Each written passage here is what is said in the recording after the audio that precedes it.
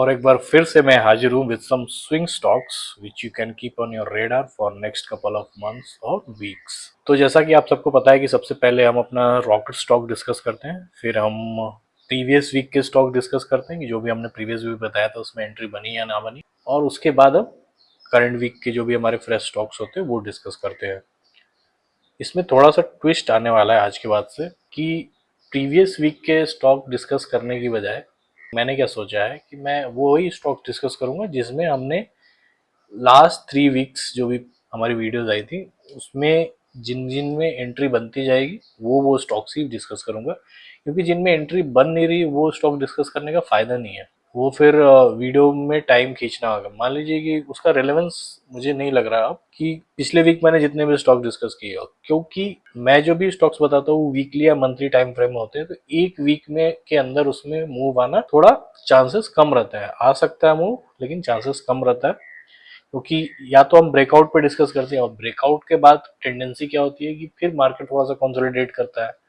नीचे से भी ब्रेकआउट होगा तो भी करेगा, मतलब अगर एक वीक के अंदर कोई बड़ा मूव ऑलरेडी आ चुका है तब हम उसको अपने रेडार पे ले रहे हैं तो थोड़ा सा कंसोलिडेशन करेगा, फिर उसमें नेक्स्ट मूव आएगा। जब नेक्स्ट मूव आएगा तब हम जाके कंसोलिडेशन करेगा, वेट करेंगे हम उसको नीचे आने का, मान लीजिए थोड़ा बहुत, फिर जाके फिर वो जब ऊपर जाना शुरू करेगा तो हमारी एंट्री बनती है। तो वो एक वीक के अंदर तो वो चीज़ होता नहीं है, पहला वीक तो फिर वो कंसोलिडेशन में लगा जाता है, हो सकता है नेक्स्ट वीक आए। इसीलिए मैंने सोचा है कि बजाय सारे स्टॉक डिस्कस करने की जो कि हमने प्रीवियस वीक किए थे, उन्हीं स्टॉक्स को डिस्कस करना ज़्यादा अच्छा रहेगा जिनमें एंट्री बनी हो, ताकि सबका टाइम भी बचे। और स्टॉक्स भी अभी जो करंट वीक के इस वीक में सॉलिड स्टॉक्स, तीन ही स्टॉक्स बताने वाला हूँ, ठीक है। जबरदस्ती के स्टॉक्स भी देना सही नहीं है, क्योंकि मान लीजिए कि किसी स्टॉक में वॉल्यूम का क्राइटेरिया फुलफिल नहीं हो रहा, किसी में प्राइस का नहीं हो रहा और लग रहा है कि नहीं ज़्यादा ज़्यादा स्टॉक्स बताना इज़ नॉट गुड, तो हम उतने स्टॉक्स बताएंगे जिसमें सही में सेटअप हमारा बन रहा हो, ठीक है। तो चलिए जल्दी से वीडियो को शुरू कर लेते हैं। तो सबसे पहले जो हम रॉकेट स्टॉक की बात कर रहे हैं उसमें इस बार जो हमारा रॉकेट स्टॉक का कैंडिडेट है वो है मदरसन। मदरसन को मैंने कब डिस्कस किया था? मदरसन को मैंने 30 दिसंबर को, जब ये नया साल शुरू हो रहा था उस टाइम डिस्कस किया था। और तब से लेके ये इसका क्राइटेरिया देखिए क्या था। इसको सिंपल, ये चार्ट अब छोटा लग रहा था जैसे देखने में, लेकिन उस टाइम ये थोड़ा बड़ा दिख रहा था, क्योंकि कितना बड़ा मूव आ गया ना, तो नीचे का जो कैंडल्स है वो ऐसे सब कॉम्प्रेस हो गए। तो उस टाइम ये ब्रेकआउट हुआ था, जो कि मैंने, जो जनरली जैसे जिस तरह का स्टॉक हम डिस्कस करते हैं, उसके बाद हमने बोला था कि इसमें हमारी बाई एंट्री बन रही है। तो तब से लेके आज तक कितने महीने बीत चुके हैं? लगभग अगस्त बीत रहा है तो 8वां महीना बीत चुका। 8 महीने के अंदर 107% तक ये गया है, ठीक है। अभी थोड़ा सा फिर से इसमें एक रिट्रेसमेंट आके फिर से ही ऊपर जा रहा है, तो वो जाएगा ही, तो मतलब ऑलरेडी जितना जा चुका है उतना ही काउंट कर रहा हूँ। तो 107% जा रहा है, विच इज़ नॉट बैड। अभी 8 महीने ही है, एक साल नहीं हुआ। हम जनरली कोई चीज़, मतलब हमारा एक साल पे देखते हैं कि एक साल में कितना रिटर्न दिया। मैं जस्ट आपको दिखा रहा हूँ कि 8 महीने में इतना गया, एक साल में हो सकता है इससे ज़्यादा चला जाए, ठीक है। तो ये था हमारा रॉकेट स्टॉक। अब एक नज़र देख लेते हैं कि प्रीवियस लास्ट 3 वीक्स के किस स्टॉक में अभी एंट्री बन रही है। तो लगभग 2 वीक्स पहले मैंने ये स्टॉक डिस्कस किया था, इथोस लिमिटेड का। उसमें ये ऊपर जा रहा था, फिर नीचे आया, ठीक है। फिर यहाँ पे अपना ये जो इसका मैंने बता दिया ना, यहाँ जो जो खींच रखा है ये जोन, अब इस जोन का मतलब कि इम्पोर्टेंस कितना है आप देख लो। 2 बार इसको पास आके यहाँ से ऊपर रिजेक्ट होके चला जा रहा है, ठीक है। तो फिर से मतलब ये आया, इसको रीटेस्ट किया, यहाँ पे बनना चाहिए था, फिर मतलब यहीं से एंट्री बन रही थी, अदरवाइज अभी नहीं बनी। तो आप चाहे तो अभी भी एंट्री बना सकते हो, क्योंकि अब 2 बार रिजेक्ट हो चुका है तो नीचे आने के चांसेस कम है। और आइदर इसको आप 34,000 पे भी एंट्री बना सकते हो, ठीक है। तो इसी में यही हमारा जो प्रीवियस 2-3 वीक में था, लास्ट वीक भी मैंने कुछ स्टॉक्स डिस्कस किए थे तो वो तो हो गए कंप्लीट, उसमें एंट्री हो चुकी है। इस बार का हमारा जिसमें एंट्री बनी है, जिसका डिस्कस करने के बाद बन रही है, कंडीशन बन रहा है, और बहुत सारे में अभी चल रहा है कंसल्टेशन, तो हम नेक्स्ट वीक में उन सबको लेके आएंगे, ठीक है। तो प्रीवियस वाले वीक्स वाले जितने भी स्टॉक्स हैं वो खत्म हो गए, हमारे एक ही था। अब हम इस वीक का स्टॉक डिस्कस करते हैं कौन कौन से हैं। तो इस वीक सबसे पहले हमारा जो स्टॉक है वो है प्लास्टी ब्लेंड्स इंडिया का। ठीक है, इसका ये वीकली चार्ट हमारे सामने खुला हुआ है, और जो भी अभी दिखाया था ना मैंने, जो रॉकेट स्टॉक का जो भी चार्ट स्ट्रक्चर था सिमिलर उसका इसका भी चार्ट स्ट्रक्चर है। ऑलरेडी अप ट्रेंड में था, और फिर उसमें एक रिट्रेसमेंट आया। और एक सबसे अच्छी चीज़ है कि इसमें जो रिट्रेसमेंट आया है और जहाँ पे रिट्रेसमेंट खत्म हुआ है, ये सबसे हाई प्रोबेबिलिटी सेटअप होता है। अगर कभी भी आपको ये सेटअप मिले तो इसमें लर्निंग है, आप ध्यान से सुनना। इसका जो प्रीवियस हाई था, ठीक है, ये अप ट्रेंड में था, ठीक है, एक हाई बनाया, हायर हाई हायर लो बना रहा था, ये प्रीवियस हाई था, फिर एक हाई में हायर हाई बना के फिर एक हायर लो बनाया, फिर हायर लो से फिर प्राइस राइज होना शुरू हुआ, और ये प्रीवियस हाई को जहाँ पे ब्रेक किया था, ठीक है, तो ये एक बन जाता है आपका स्विंग जोन। ठीक है, चेंजिंग पोलैरिटी भी उसको बोलते हैं। तो यहाँ से ये ऊपर जाके ब्रेकआउट करने के बाद फिर ऊपर जाता है, ठीक है, वहां से फिर जब दोबारा नीचे आया और यहीं पे उसको सपोर्ट मिल गया, तो ये सबसे बढ़िया सेटअप कहलाता है। और यहाँ पे सपोर्ट मिलने के बाद ये वीक में यहाँ पे ये ब्रेकआउट हुआ होगा, जब ऐसे जब हम लेते हैं ना, जैसे अगर मान लीजिए इसको ऐसे हम लेते हैं, ये वीक में जो ब्रेकआउट हुआ आप देख रहे हो, या फिर उसके बाद कंसोलिडेशन हुआ फिर आया। लेकिन ठीक है, जिसकी एंट्री है मैंने बताता ना कि दोबारा आएगा वो, ये लिक्विडिटी हंटिंग चलती है। यहाँ ब्रेकआउट होके मैं भी होता तो मतलब, अभी यहाँ पे तो हम एंट्री नहीं ले रहे थे, अगर यहाँ होता तो मैंने एंट्री लिया होता, इनकेस हमने एंट्री ली होती, फिर कंसोलिडेशन होता, फिर ही आता, लेकिन यहीं से टच करके फिर ही ऊपर चला गया, और ऊपर जाके पहला जो इसका टारगेट था वो ऑलरेडी टच कर चुका है। तो ये सबसे इम्पोर्टेंट है इसमें कि अगर हाई के ऊपर ही जो प्रीवियस जो इसका सब रेजिस्टेंस था उसी के ऊपर अगर ये सपोर्ट बन रहा है तो काफ़ी अच्छा सेटअप माना जाता है, हाई प्रोबेबिलिटी सेटअप माना जाता है। हाई प्रोबेबिलिटी का मतलब है कि उसके सक्सेसफुल होने की प्रोबेबिलिटी हाई है, सिंपल। ऐसा नहीं कि 100% करेक्ट, कोई चीज़ 100% करेक्ट नहीं होती स्टॉक मार्केट। तो ये तो हो गया हमारा, हमें पता चल गया कि ये सेटअप हमने समझ लिया एक हमारे एजुकेशनल पॉइंट ऑफ व्यू से। अब इस स्टॉक की अगर बात करें तो ये ऑलरेडी अपने अब नेक्स्ट हाई का ब्रेकआउट करने जा रहा है। जैसे यहाँ पे ब्रेकआउट हुआ था ना ये, वैसे अब फिर से दोबारा इसमें वही मतलब पैटर्न चल रहा है। तो आपको पता है टेक्निकल एनालिसिस में हम लोग पैटर्न ही मतलब कि पूरा जो प्राइस का पैटर्न है उसी के बेसिस पे बेस्ड है सारा। तो हमको पता है कि अगर ये होगा तो आगे क्या होगा, उसी बेसिस पे हम लोग सारा कुछ काम करते हैं। तो इसी तरह से फिर से हम एक्सपेक्टेशन हमारा होता है कि जब यहाँ पे जैसा हुआ था फिर वैसे ऊपर करके जाएगा। तो यही मतलब कि कैरेक्टरिस्टिक्स होता है प्राइस का, एकदम सीधे नहीं जाता हुआ ऐसे ऐसे रॉकेट जैसा जाएगा, लेकिन थोड़ा सा बीच बीच में ब्रेक लेके नीचे आके फिर। तो यहाँ पे अब हम अपना एंट्री हमारा बनाने का चांस दोबारा से हमको मिल रहा है, क्योंकि इसमें ब्रेकआउट हो रहा है, ठीक है, और वो भी अच्छे वॉल्यूम के साथ। ये बहुत ज़रूरी है। कुछ स्टॉक्स मुझे आज मिले थे जिनमें सिमिलर स्ट्रक्चर बन रहा था लेकिन वॉल्यूम नहीं था, तो वो स्टॉक मैंने मतलब अपने एनालिसिस में शामिल नहीं किया। तो आपको समझ में आ गया होगा वॉल्यूम कितना ज़रूरी है। तो ये हो गया वीकली में वॉल्यूम में हम सब कुछ दिख गया। अब हमको एंट्री के लिए देखना है तो हम डेली के चार्ट पे जाते हैं। तो हमें डेली के चार्ट पे भी काफ़ी एक स्ट्रॉन्ग कैंडल बनती हुई दिख रही है, और उसी में वॉल्यूम में जो भी वॉल्यूम आया है, तो आप चाहो तो इसमें इंस्टेंट एंट्री बना सकते हैं, क्योंकि अभी ये लेवल ब्रेक किया है, और आपका स्टॉप लॉस यहाँ पे होना चाहिए, ठीक है, 330 के अराउंड। अदरवाइज आप ऐसा कर सकते हो कि अगर आप तुरंत एंट्री ना लेना चाहो और भी सेफ एंट्री लेना चाहते हो, तो सीधी सी बात है कि आप इसको एक्टिव करो। ये 50 EMA का जो लो है हमारा, ये जो 50 EMA का लो है, आप देखिए कि प्राइस जब यहाँ से आ रहा था नीचे गिरता जा रहा था गिरता जा रहा था, यहाँ से ही पलट के ऊपर चला गया।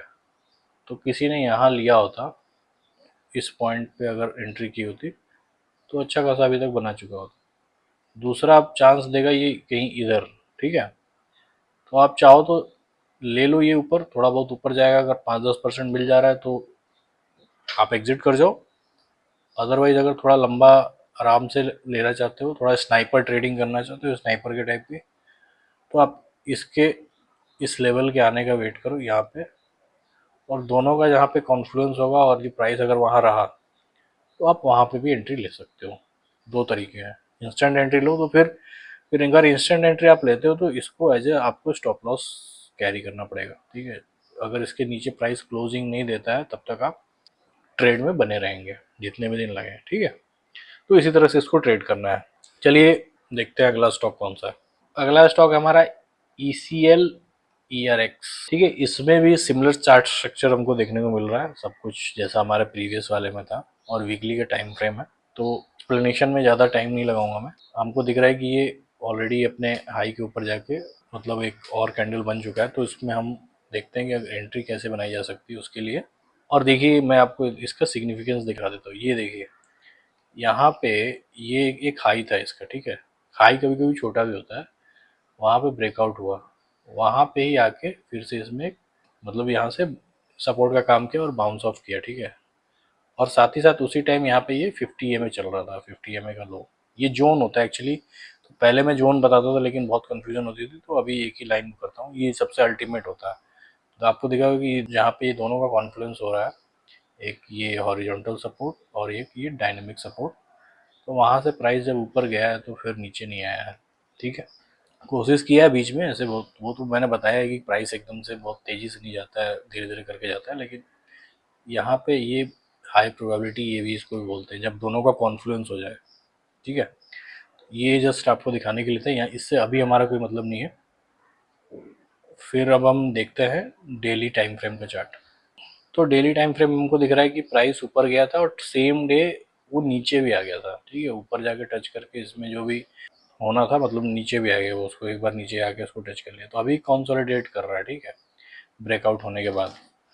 तो कंसोलिडेट कर रहा है तो आप यहाँ पे भी एंट्री ले सकते हो अगर आपको लॉन्ग टर्म के लिए जाना है, ठीक है। तो अदरवाइज आप वेट करिए कि ये 3000 के लेवल का ब्रेकआउट हो, बट आई थिंक कि ऑलरेडी ब्रेकआउट हो चुका है, तो इसमें एंट्री करके थोड़ा देर वेट करने से आराम से हो जाएगा। और साथ ही साथ आपको स्टॉप लॉस इसको फॉलो करना पड़ेगा, ठीक है। जब तक इसके नीचे कभी आगे प्राइस क्लोज ना करे तब तक आपको एग्जिट करने के बारे में सोचना नहीं है। और अगर आपको 10% तक मिल जा रहा है तो आप एग्जिट कर सकते हो एज ए टारगेट। और लंबा जाना है तो बस इसी को फॉलो करते रहो, मतलब जब तक प्राइस इसके ऊपर रहे आप ट्रेल करते जाओ, ट्रेलिंग स्टॉप लॉस का काम करेगा ये, ठीक है। चलिए नेक्स्ट स्टॉक देखते हैं।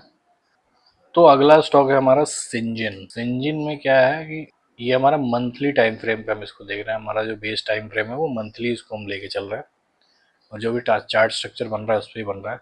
तो यहाँ आपको क्या देखने को मिल रहा है कि ये जो हाई बना था वो कितनी बार छोटा छोटा हाई बना, 3 बार 4 बार, मतलब एक तरह से यहाँ पे इसको बोला जाता है एक्यूमुलेशन। यहाँ पे एक्यूमुलेशन ये काफ़ी टाइम तक यहाँ पे कंसोलिडेट किया है प्राइस। तो एक लेकिन ये लेवल था जिसके ऊपर नहीं जा रहा था, और ये लेवल था जो नीचे नहीं जा रहा था, बहुत ही टाइट रेंज में, जो 650 आप कह सकते हो से लेके लगभग 530 के अराउंड कर रहा होगा। तो हुआ क्या, जब इसमें ऐसे ब्रेकआउट आया, ये मंथली का टाइम फ्रेम है, कोई भी टाइम फ्रेम हो, मतलब जो प्रिंसिपल है, जो लॉ है, वो एक ही तरह काम करता है, ठीक है। छोटे टाइम फ्रेम का थोड़ा सा क्रेडिबिलिटी कम रहता है, लेकिन बड़े टाइम फ्रेम पे तो ठीक काम करता है। तो इसका ब्रेकआउट हुआ, देखिए यहाँ पे ये इस पॉइंट पे हो गया। इस पॉइंट पे अगर कोई ना मानना चाहे तो चलो यहाँ तक गया था ये, वहाँ, लेकिन मेन तो यही है, मतलब ज़्यादातर यहीं पे तो क्लोजिंग यही हो रहा था, मतलब बाकी तो ये इसका कोई उतना ऊपर ऊपर जाता है प्राइस तो उसका कोई मतलब नहीं होता है। मेन तो क्लोजिंग का होता है, क्लोजिंग बहुत ज़्यादा इंपॉर्टेंट है, क्योंकि मैं आपको ट्रेलिंग स्टॉप लॉस में भी क्लोजिंग पे ज़्यादा फोकस करने को बोलता हूँ। ऐसा नहीं कि टच करके नीचे लो बना के आ गया, ऊपर बंद हो गया तो उसका कोई वैल्यू नहीं है। क्लोजिंग मैटर करता है। तो यहाँ पे ब्रेकआउट हुआ, ये ऊपर गया ब्रेकआउट के बाद, फिर ये रिट्रेस करके नीचे आया, फिर देखिए वो कहाँ से ही ऊपर गया, सेम पॉइंट से, जो इसका प्रीवियस जो रेजिस्टेंस था वही सपोर्ट बन गया। और यहाँ से जब ऊपर गया तो फिर जाके अब एक नया लेवल क्रिएट कर दिया, नया हाई क्रिएट कर दिया। ब्रेकआउट तो कर ही गया प्रीवियस हाई को, अभी के हिसाब से नया हाई बना रहा है। तो ये कौन सा है, सिंजिन में मंथली टाइम फ्रेम हम डिस्कस कर रहे हैं। अगर हमको ट्रेड लेना होगा इसमें तो हम वीकली का ही वेट करेंगे। अगर इंस्टेंट लेना तो ठीक है, लेकिन कैंडल हमको वीकली फॉलो करनी है, जैसे हम वीकली टाइम फ्रेम वाले पे डेली का करते हैं। तो वीकली का चार्ट हमको कुछ इस तरह का दिख रहा है। इसमें हमको ज़्यादा दिमाग नहीं लगाना, इसमें इंस्टेंट एंट्री बन रही है, किसी को एंट्री लेनी हो ले सकता है। और वीकली का जब अगर बात कर रहे हैं तो सबसे क्रेडिबिलिटी और बढ़ जाती है। और जिस जो भी तरीका है हमने बताया डेली पे कि ये आपको ट्रेलिंग स्टॉप लॉस की तरह काम करेगा, 50 EMA का लो ये आप लगा सकते हो as a trailing stop loss और इसमें एंट्री बना सकते हो। अदरवाइज अगर आपको एक स्टैटिक स्टॉप लॉस चाहिए तो यहाँ पे है, जो भी इसके नीचे का लेवल स्ट्रॉन्गेस्ट लेवल है वही उसका स्टॉप लॉस का लेवल काम करेगा, कि इसके बियॉन्ड नहीं जाना चाहिए, ठीक है। अदरवाइज आप चाहो तो जिसको बहुत ज़्यादा अगर स्नाइपर ट्रेडिंग करनी हो कि भाई जब मेरे रेंज में आएगा और सबसे कम पे उठाऊंगा मैं, तो इस रेंज के या इसके आजू बाजू आने का वेट कर सकते हो। बहुत सारी मतलब तरीके हैं। अदरवाइज आप एंट्री करो, भूल जाओ, जब तक वो मतलब ये लगा दो, अगर अलर्ट लगा दो कि इसको टच करेगा तो आपको पता चल जाएगा, तो ऐसे करेगा नहीं। मतलब यहाँ से ऊपर उठने के बाद, इतना बहुत नीचे आने के बाद, फिर यहाँ से ऊपर उठने के बाद इसके नीचे जाना संभव नहीं है, ठीक है। तो यहाँ आके टच करके फिर यहाँ से ऊपर चला जाएगा। तो इस तरह से इसमें ट्रेड लिया जा सकता है, दोनों तरीके हैं। या तो आपके नीचे और मतलब इसमें भी रिट्रेसमेंट आने का वेट कीजिए, या अभी एंट्री ले लीजिए और मतलब तब तक एग्जिट मत कीजिए, ट्रेलिंग स्टॉप लॉस के बियॉन्ड जाके क्लोजिंग ना हो, ठीक है। तो आज की जो वीडियो थी उसमें हमारे 3 ही स्टॉक्स थे, जैसे कि मैंने बोला 3 सॉलिड स्टॉक्स थे, और ये सब थोड़े लॉन्ग टर्म टाइप के थे। मतलब वीकली वाले भी ठीक ठाक आप अच्छे से चाहो तो बड़ा उसमें मतलब कि जो टारगेट रख सकते हो अगर किसी को ज़रूरत है तो। अदरवाइज जल्दी अगर निकलना है तो 10% पे भी एग्जिट किया जा सकता है, जब भी आपका 10% मीट हो जाए। अदरवाइज आप रखने को 20 या 30% भी रख सकते हो, फिर आपको टाइम देना पड़ेगा, ठीक है। तो इसी तरह से स्विंग ट्रेडिंग करते रहिए। मेरी कोशिश रहेगी कि आपको सही सही स्टॉक्स बताएं और सही गाइडेंस दें। तो मिलते हैं अगली वीक इसी वीडियो में, तब तक के लिए धन्यवाद।